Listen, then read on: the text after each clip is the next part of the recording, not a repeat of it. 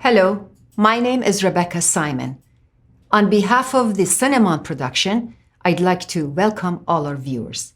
This show will be posted on Facebook pages of the Cinnamon production and Lieutenant Colonel Sargis Sangari for Congress 2020 and on YouTube and other websites. Today, on this April 24th, I would like to commemorate the genocide of the Assyrians, Armenians, and Greeks.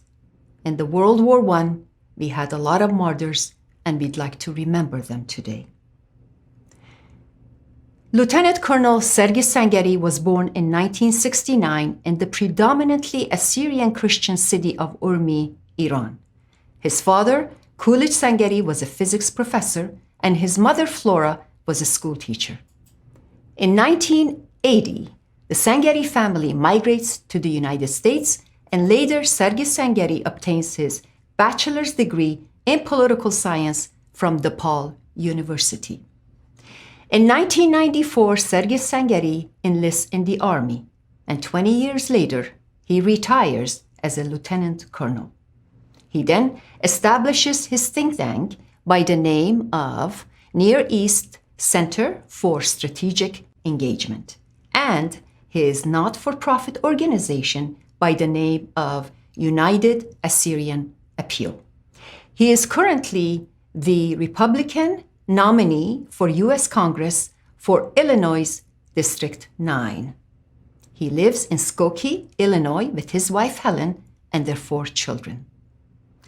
Lieutenant Colonel Sargis Sangari, welcome to our show, and it's an absolute pleasure to have you here. Rebecca, the pleasure is mine. It's wonderful to be here. Special thanks also to Sim Production for giving us this opportunity. As you stated in your earlier comments, today is the Armenian genocide recognition.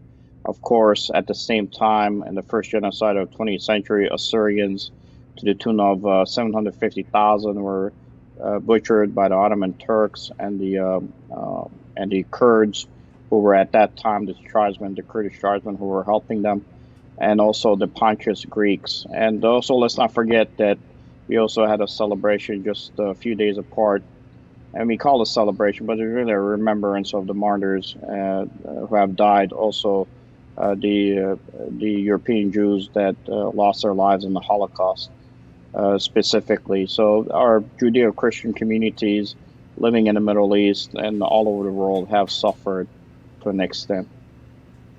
Yes, and we shall never forget.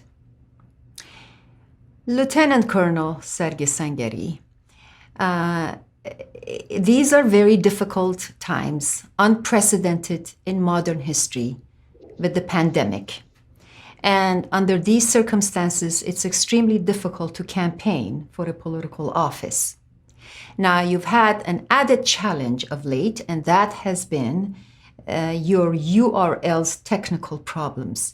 Would you please tell us what happened and how you have taken steps to remedy it? Oh, look, it's difficult, as you said. Everybody's staying at home. But today, right now, is not time for campaigning anyway. I know we will talk about the campaign during this interview. I will answer any questions asked. But however, as far as going door to door right now is we have to practice social distancing, make sure that safety of people and their lives are much more important than what the politicians want to do when it comes to the 2020 election. With that said, because everything has turned towards people working from home, to include major news networks, our site, the Near East Center for Strategic Engagement, the nec-se.com, has had problems this past week because the WordPress.com major servers have been under attacks from hackers. So we've had to change to a nec-se.net, our backup server, to use that, and we're hoping that we could get our servers back online again sometime soon, within the next few days. Even today, we had to file a Federal Bureau of Investigation report, which is a IC3 report, in order to make sure that we're able to protect our assets and requirements. It's difficult for the family members Even at home, our kids were using Zoom to communicate, and Zoom itself was hacked recently, and it's given us some problems to be able to do distance learning and at-home education. So it's part of the process. It is a reality of today's world, and but we're trying to do our best to be able to survive within it. I don't think the Cold War was as painful as this war of some sorts that we're going through right now. No, it Lieutenant wasn't. Colonel, I'm yes. sorry, Rebecca. Go ahead. Go ahead. Okay. I wanted to give our Assyrian audience a background, a very interesting historical account of your family. And that is that your family is somewhat connected to the family of the Simku, who was a Kurdish rebel who killed our patriarch and his followers. Could you briefly tell us what that connection is? Just a historical connection. We're not connected to the Simcoe family, and God hoping nobody's ever connected to the individual who killed the patriarch of our church. With Absolutely. that said, though, there's a story there. As you know, we're recognizing the first genocide of the 20th century, where really our patriarch was the only really global leader that was killed in the process of execution of the war, which was the First World War. Uh, this this individual was, of course, tracked down. Cinco, who was a Kurdish terrorist from the Syrian perspective, was tracked down by the Persian officer uh, in on behest of the Persian king, where he was killed during the process of his arrest. His wife, who was at that time carrying his daughter, was brought back to Iran, and during the year of the government trying to decide what they wanted to do with his wife, eventually the officer who had brought her back at the request of that officer's mom married her, took her as a wife, and the Assyrian communities in Iran always lived in these kind of communal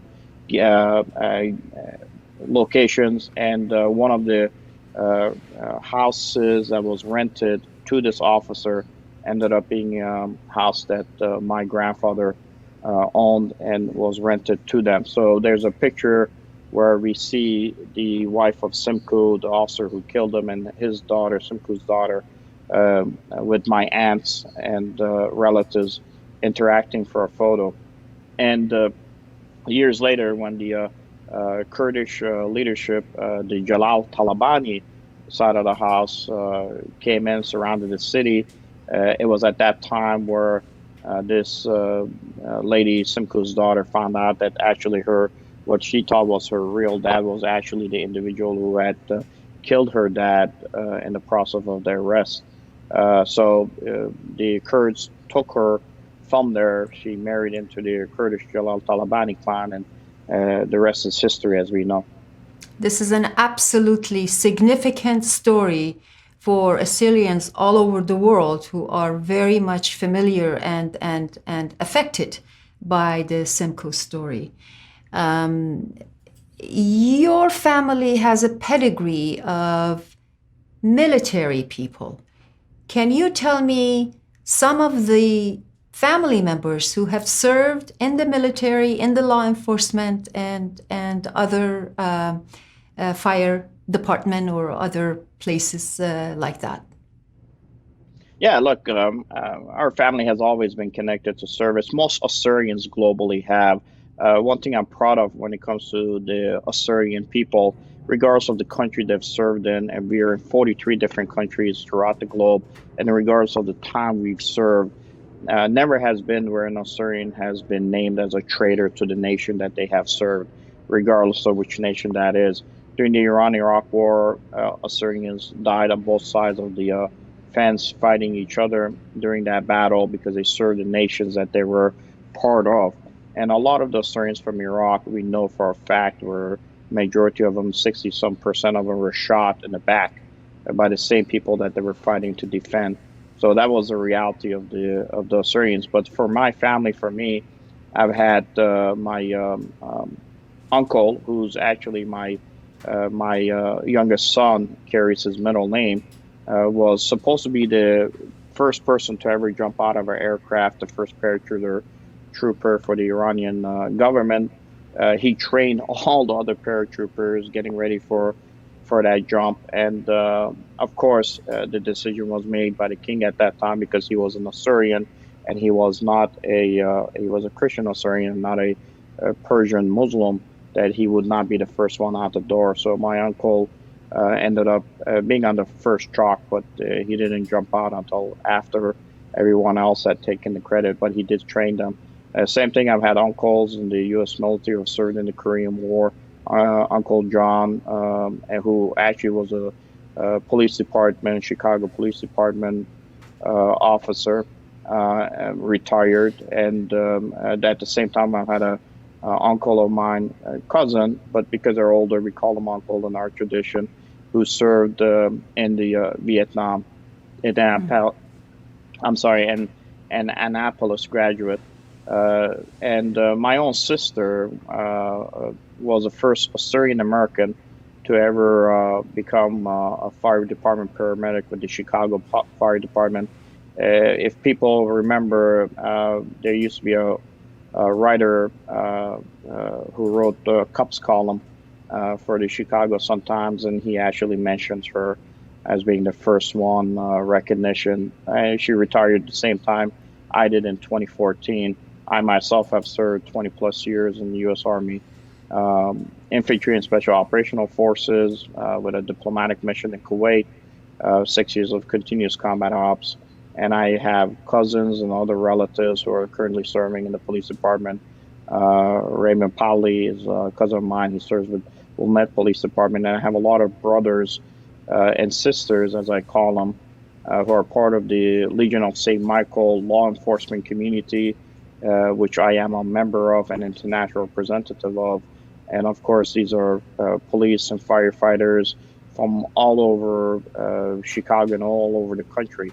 We have various different chapters, including international chapters in Italy, who are serving as first responders. So it's always been their tradition, and I think that it's one of the most wonderful things you could do, which is to serve your nation, both in military and also as a first responder.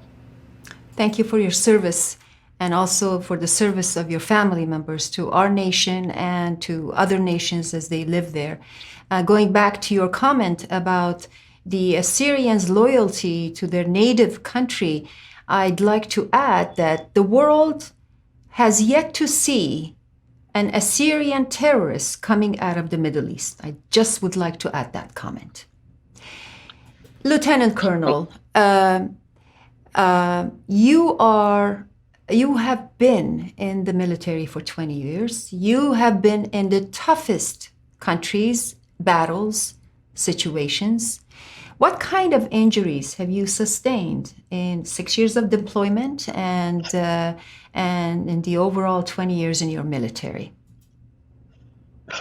I would say what type of injuries I have not sustained. I think this portion of my finger is good. Everything else has been fractured or destroyed. It's hard being an infantry officer in special operation forces. I've had from head to toe multiple injuries. I've sustained skull fractures, brain contusions, broken eye sockets, broken nose. My first deployment, just a week prior to us leaving, when we were getting ready for our final departure, I broke my nose on my first deployment, and that was probably one of the toughest deployments we were on. Hard to breathe out of a broken nose while you're doing combat operations in Western Al-Anbar with my Alpha team. When I was really severely injured, I was recovering from injuries in Chicago. A couple of things happened. If I hadn't been injured, I wasn't in Chicago, I would have never met my wife, Helen, currently, which I'm married to. But at the same time, it was severe injuries where I couldn't even remember what the letter R looked like. I didn't know what a paperclip was, but I fought to stay in. They were trying to medically board me out of the military, but I fought two medical boards. I remember the last piece that they had me do just to make sure that I could still run was to be able to pass a physical fitness test with the U.S. Army. And I was still so bad that I would have to close my eyes sometimes just to run in a straight line, get my balance back up. And for a couple of years, I could taste that blood in my mouth, which was probably more psychological than realistic of what was happening physically in my body. But I passed that test just to stay in so we could deploy and fight. It is what you have to do to serve your nation. And the ones who should get the credit and the ones that are always in my prayers and the ones that my heart goes out to are the young men and women who paid the ultimate sacrifice. So those are the heroes that really are the ones that touch our hearts, and those are the individuals that I always will remember, will continue to carry in my heart as I move forward in my life, and make sure my sons and daughters are reminded of their sacrifices that have allowed us to live the life we do today.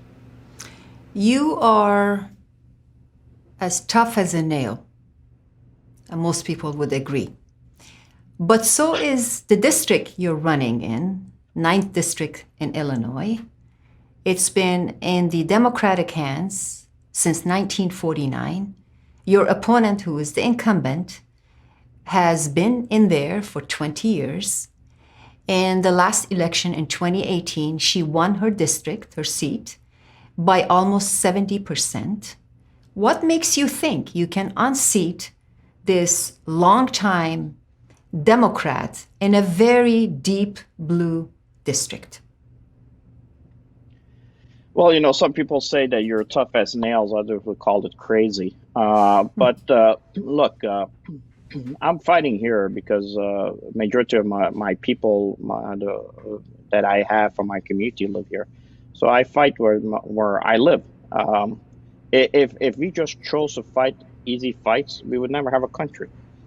If the Americans during the Revolutionary War said, well, we're only going to fight the fight that we can win, we would have never had a country. For 71 years, as you said, the district has been under the control of 3 Democrats, and they've owned it.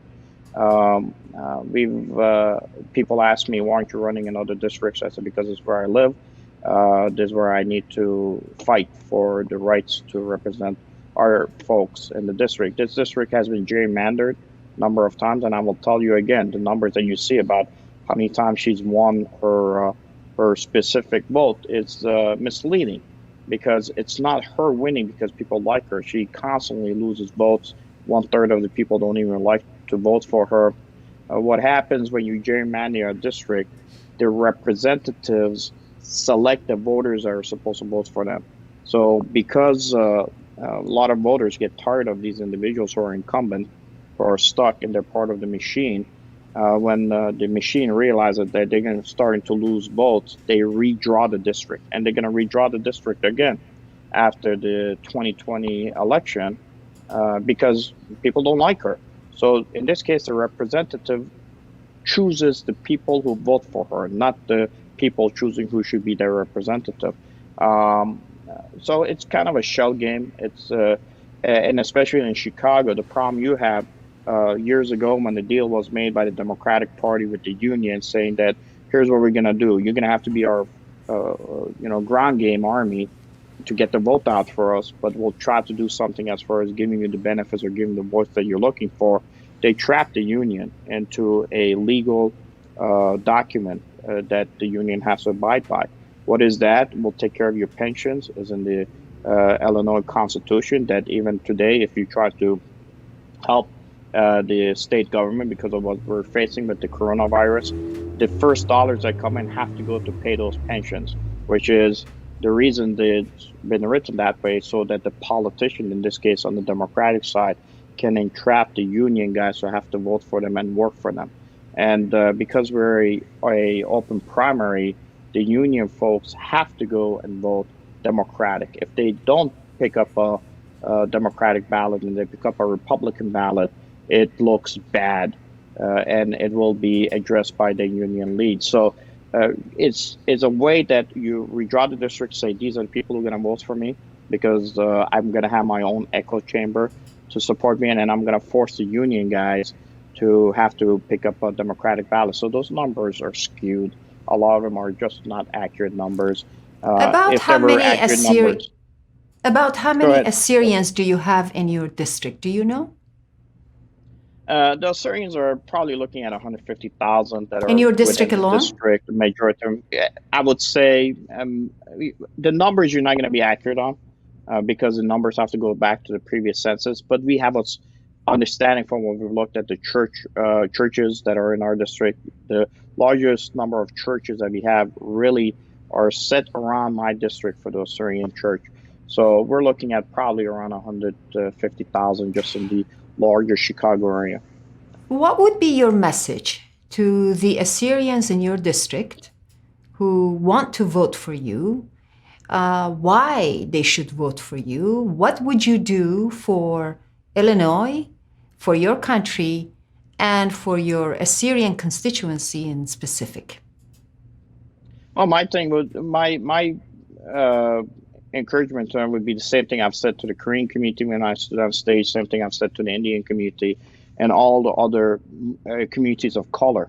I said, if you really want to have a representative, you have to have your own folks there. Look, if you take our district, you take it between the Armenians, the Indians, the blacks, the Hispanics, the Asians, the Koreans, the Assyrians, you're looking at almost close to 43+% of the voting base.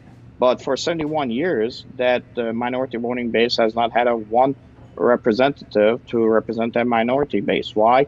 Because the people who control the power in Illinois, both at the federal level in the ninth and also the Springfield that controls it, never ever allow a minority or person of color to be able to move forward in the ninth.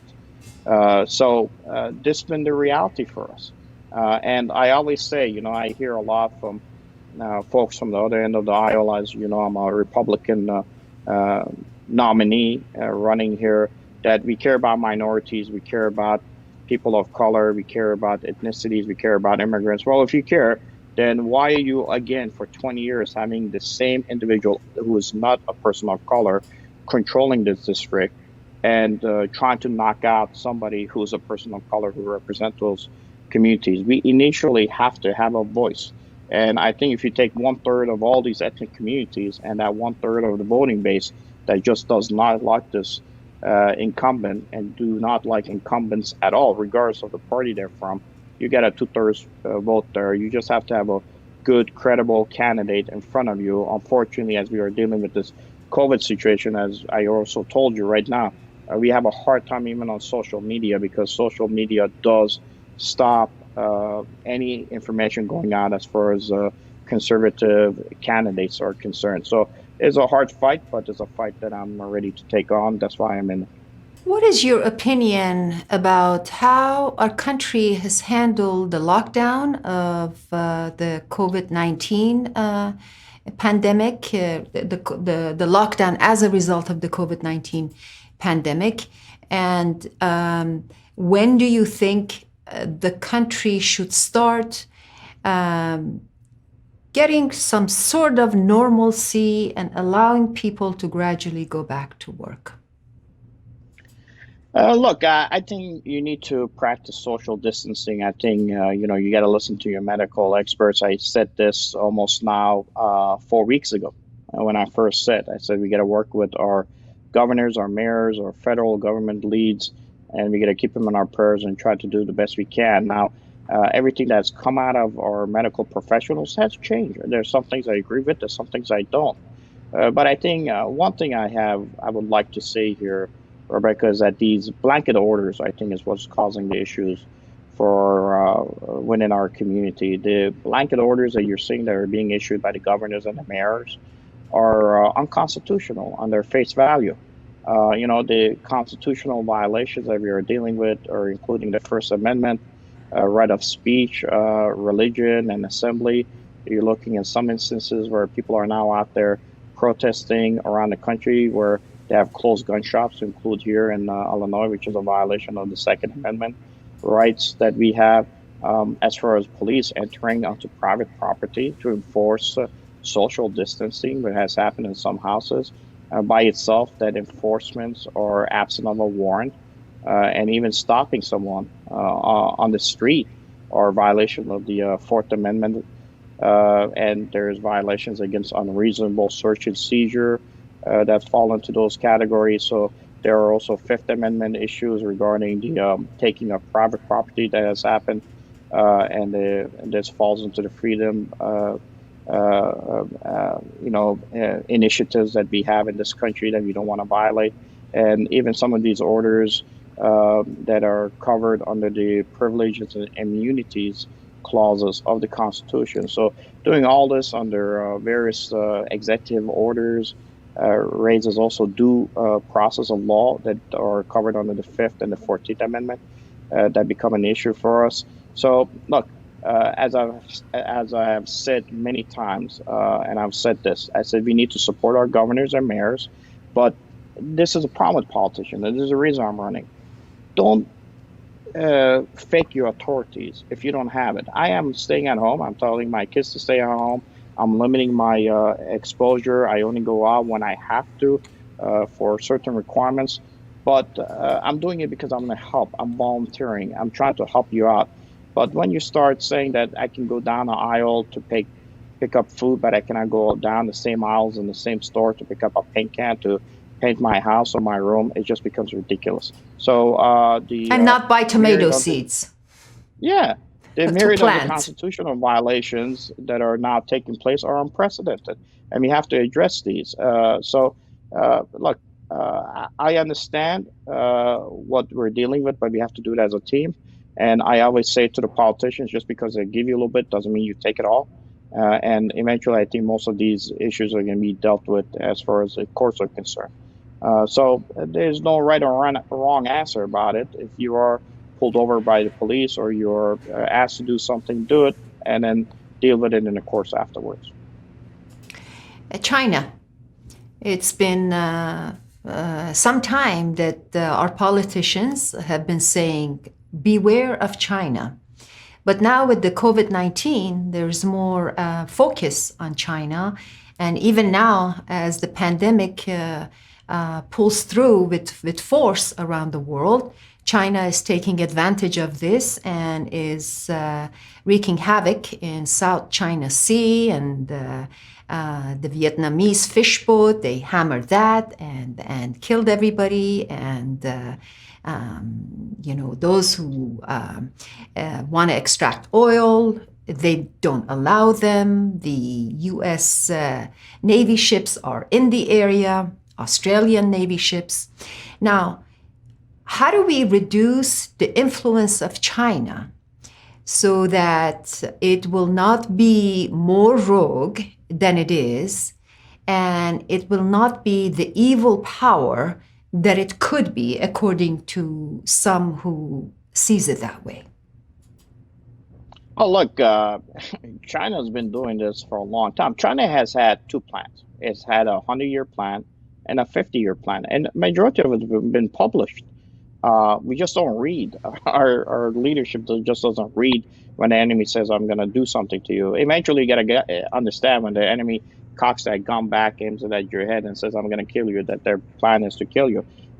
In 2015, I knew that China was going to be a problem. I stood on stage in Japan during an anti-terrorism brief and talked about what China is trying to do within the region.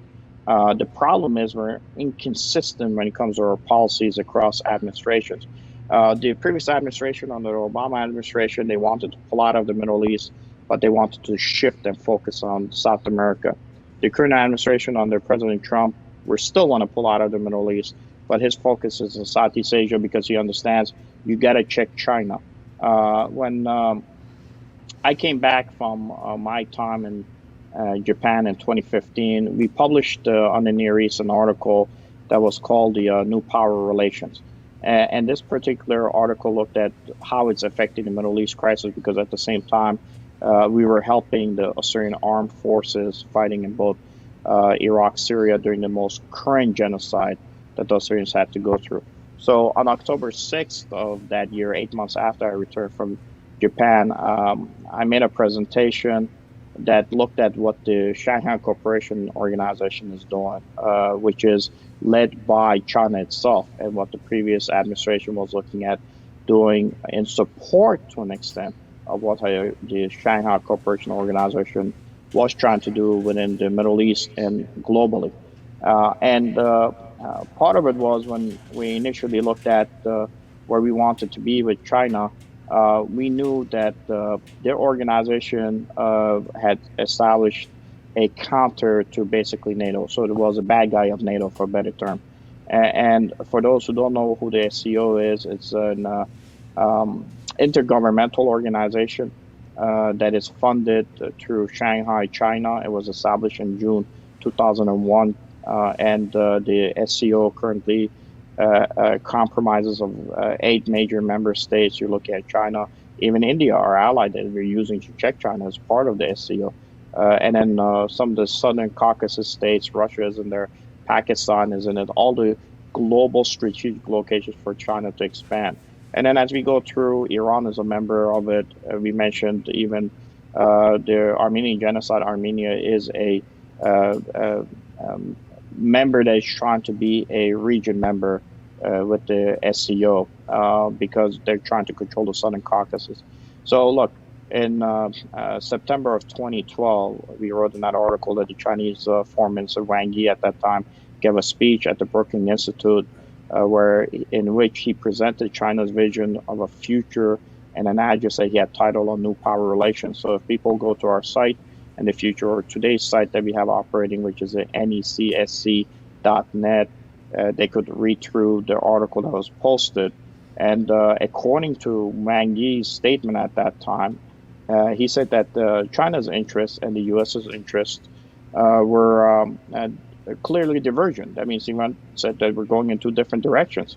And this would enable the 2 nations, the vision that China had, to be able to work together rather than be in friction points where we're going to be in conflict and lead to global war. Now, in his concept, which he called the New Power Relations, he said it's very necessary that for U.S. to really abide by China's vision of what it wants to do within their region. Otherwise, we're going to lead to war in the next century. Now, of course, the regions that he was talking about, all the regions that U.S. has ceded, because we agreed under the previous administration to that concept, China is using the barrel of the gun to basically rule over those regions based on what Beijing wants, the Communist Party. So what's our role here? What should we do so that China, because it's not even listening to the International Court in Hague, and it is taking over the waterways of, I believe, Philippines, even though the court ruled that Philippines has the right over the waters. What is our role as superpower? What is it that we need to do to make sure that China does not go any further than it has? What do we do? Well, the only way you could do it, you're going to have that red line, and you're going to have to go against them as we're doing. Look, I think the current POTUS has looked at how to counter China, and I would say look at what we're dealing with. Today, China is holding our manufacturing base. This is a manufacturing base that we built for China. They've taken our money, built their factories. They send their individuals that are tied to the Chinese government here to get educated. We use our money to give them grants to educate them. They go back to China and they create the new economic or military ways to defeat us. So for us, if you want to defeat them, it's very simple. Gut their manufacturing base. Move it outside of China. Move it to countries that are like-minded like you. The reason why China can work with Iran, because they're like-minded. Iran is a dictatorship. It wants to export its ideology to others. China is a dictatorship that wants to export its ideology to others. So these 2 groups come together. China uses Iran to be able to be all over the Middle East without having to be physically in the Middle East. It uses Iran as an influencer. How does it do it? Iran gives oil to China. China turns around and says, I'm going to give you influence in international courts or internationally. They use the Shanghai Cooperation Organization to move money around in order for them to be able to continue buffering against American interests. Take that manufacturing base, put it in countries that are like-minded like us, our allies, help develop them, and bring the things that we need to develop us for long-term security. I, as a military guy, should not be reliant on drugs from China coming in to take care of me if I'm injured on a battlefield somewhere. All those things need to be brought in here. I think finally this pandemic has shown how China has controlling interests on us. So for us to break that, this is the best way to do it, beat them economically. Yes, weaning off of the Chinese cheap and abundant production will be a long and painful process, but it's something that we need to look at and perhaps realize that we need to go through some periods of pain for benefits in the long run. Lieutenant Colonel, I'd like to ask you about some other issues, and I'd like your brief opinions on these issues. The deficits. We have trillions of dollars of deficit, and with the stimulus that is just going on, $2 trillion at a time, billions, hundreds of billions of dollars in short intervals. How do we take control of that? What do you think it needs to be done to not create any more deficits, because the future generation is in jeopardy as we pack on these deficit dollars? Stop wasting money where you don't have money. Don't spend the money you don't have. That's the first thing we learn. Unfortunately, we have put ourselves in this position. Look, let me tell you how dangerous it is when you have a deficit. Under the previous administration, in 2014, October of 2014, Japan bought a lot of our debt. We just didn't have the capability to protect ourselves, even though the previous administration had agreed with China with their vision of how China and U.S. can work together on the global stage. As soon as Japan bought our debt, Russia used that to leverage against us. What did they do? They moved into Syria. Russia for 100 years has had the same plan, going back to Tsar Alexander to today, Putin's ideology, where they wanted a war water ports. They have them today. They have two of them. And they're very well entrenched in Syria. How did they get there? It's very simple. As soon as they realized Japan has to buy our debt because we're about to fall economically, they basically told their Chinese brethren who on the SCO, Shanghai Cooperation Organization, put pressure on Japan through North Korea. At that time, if you remember, North Korea was threatening to launch missiles and launched attacks and possibly be able to use its nuclear ballistic capability against Japan. That's how the previous administration was stuck. It knew that if it tries to go into Syria as Russian troops moved in, that it was going to be used buffer against them. So basically, because we didn't have the dollars or the capability to extend ourselves to be able to be a global lead again, it put us in a position where we are today dealing with these messes. There were the SCO is reaching everywhere, has dollars, can give money for the Iran nuclear program we don't have. How do you get there? Stop wasting money. Don't waste it on programs that don't operate. If you're going to use it, use the dollars in the wise ways to protect ourselves. Look, we're dealing with a pandemic. We've established bureaucracies that did not know a pandemic was going to hit us. And this is our reaction to it now today, to take $2 trillion and infuse it into our economy. These are the things that have to be done prior to the pandemic hitting us. And if you know that you're going back to 2013, and even prior to that, 2005, and you got the Chinese working within their virology labs, the P4 lab, talking about that we're going to work with bat DNAs to be able to see how we could use coronavirus in those bat DNAs, because in the future we may want to use these as a future bioweapon for our advantages. This is the problem you start dealing with. I think first you got to get people in Congress who are willing to work across the aisle. They're not just interested in promoting a political party. They're interested in an American long-term vision. And then once you get there, you're able to focus. You could go administration to administration supporting those long-term visions to get us to a place where we are no longer dependent on others and we are actually a global lead. Most Republicans have long argued for having a strong border, having a controlled immigration system, and bringing in people with skills that the United States needs, not just anyone coming in here. And with the pandemic, I think some people have been more open to the idea of a stronger border control and a better immigration system. What is your opinion about having a revamping our immigration system and spending more dollars controlling our border? Well, look, I'm an immigrant. I came here legally to this country and became a part of the fabric of the nation. I've served my country in combat. And I've had friends who were immigrants just like me who came here legally and died on the battlefields for this nation. We have to come to a realization that today is not 20th century, we're in a new century. And what may have operated and what been norm years ago is not norm today. I mean, there's not one individual in Congress today who leaves their doors open when they go to Congress. I mean, wide open. I'm not talking about, you don't lock it. It's like open. Not one person drives their car, parks it somewhere, and doesn't lock the doors. So I don't understand why people think that if you keep the doors for this nation open, that fully open, that people are not going to come through it.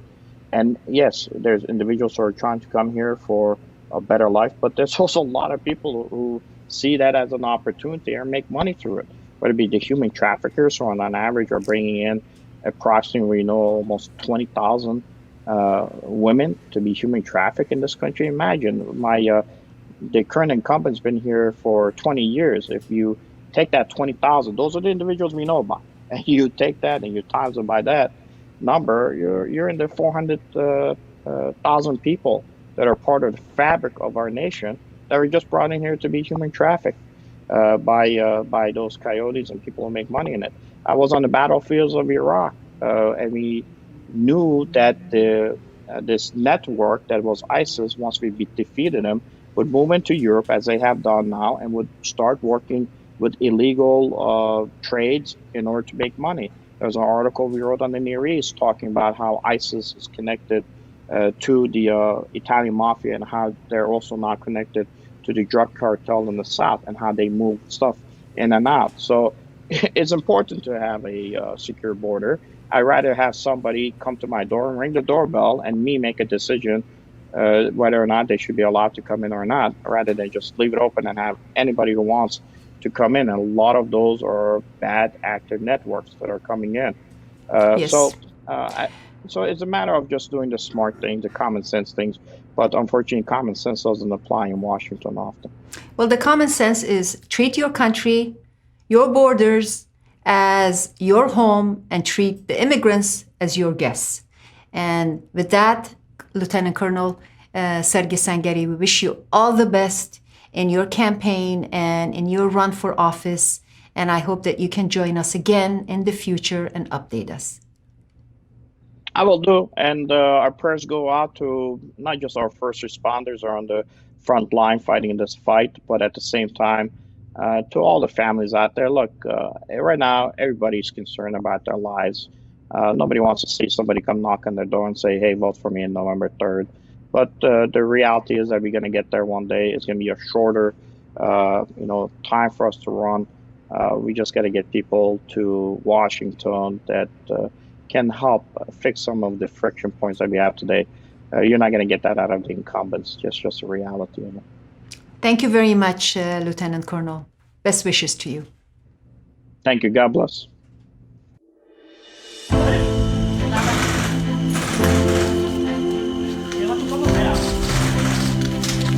Nope, stay here, stay here. He's gonna cover that angle. You're gonna have to go through this area.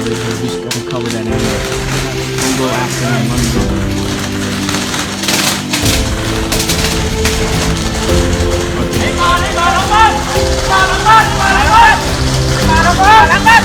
Yeah, that lighting him up pretty good. Good job.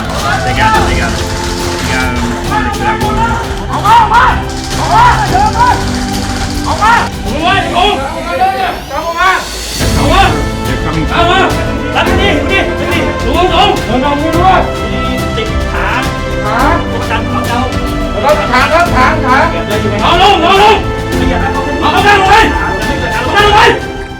Okay, currently the Thai police instructors for EOD are establishing various different booby traps in this type of urban training environment.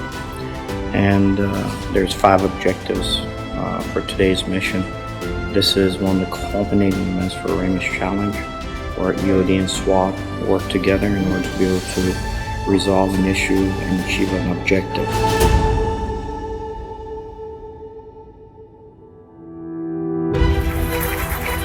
Lieutenant Colonel Sangari had 6 years of continuous combat deployment, 144 patrols, 22 Special Forces missions, and 2 key direct action operations. He survived 7 improvised explosive attacks and 1 enemy checkpoint engagement with no loss of life, and was awarded the Combat Action Badge for the operations.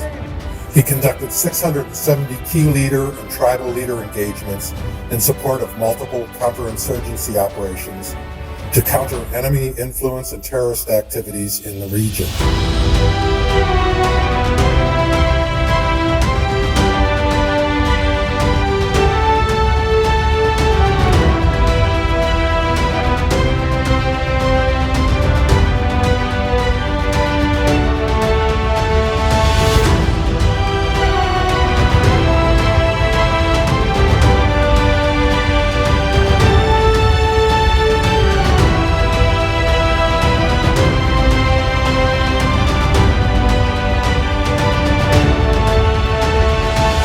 He wrote 3 major policy papers for the Special Operations Forces and the Marines on federalism and governance, and he wrote an executive summary on civil military operations. These documents were used as a guideline for conducting civil engagements in Iraq. The policies legitimized 3 newly elected city councils and 2 mayors in Al-Anbar province to counter enemy influence, which directly allowed a new approach in support of the Sons of Iraq efforts in Iraq.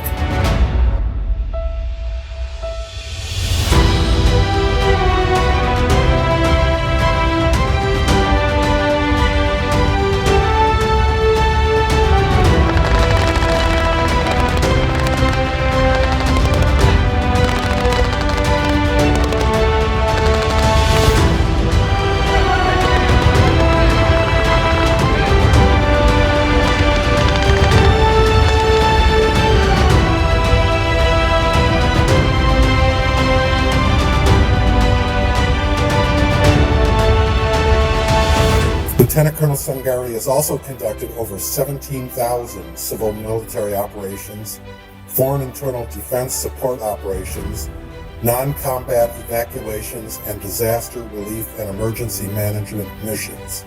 He conducted over 7,000 humanitarian missions to mitigate citywide emergencies covering provincial and regional shortfalls throughout the Middle East in support of unconventional warfare, irregular warfare, direct action, and contingency operations.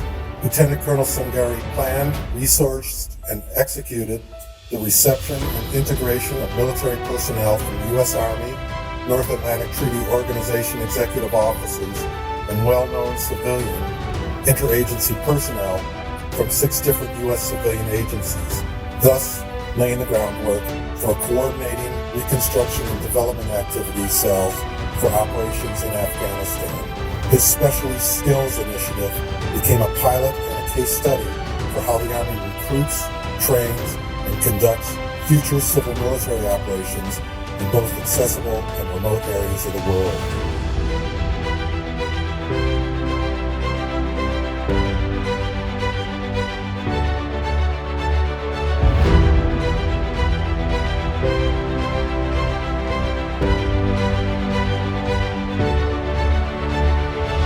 The last 2 major projects which Lieutenant Colonel Sangari took on were the analysis, designs, and developments of metrics and standards used to accredit the United States Special Warfare Center and School in both training and education, to include assessments and accreditation of the training which affected all civil affairs, special forces, psychological operations, and other special units personnel totaling between 15 to 20,000.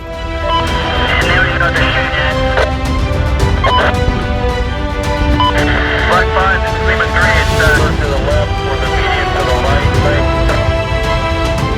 Let's see what happens next.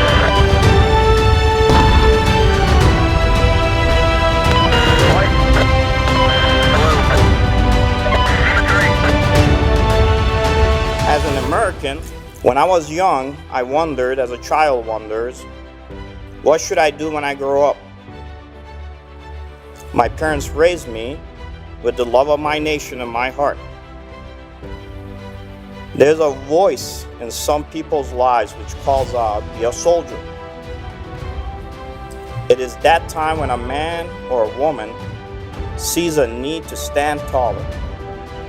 Remember the system mistakes. Debate the issue. Challenge my proposals and any proposals I put on the table. Hold your leadership accountable. Don't just believe what they say, verify and validate what they say. The onus is on you. You want me to be a better leader? You better put the scope in my chest, and you better be asking the tough questions. Americans have always been ready because we always respond. We do not shrink away from fear, but we walk towards our adversary.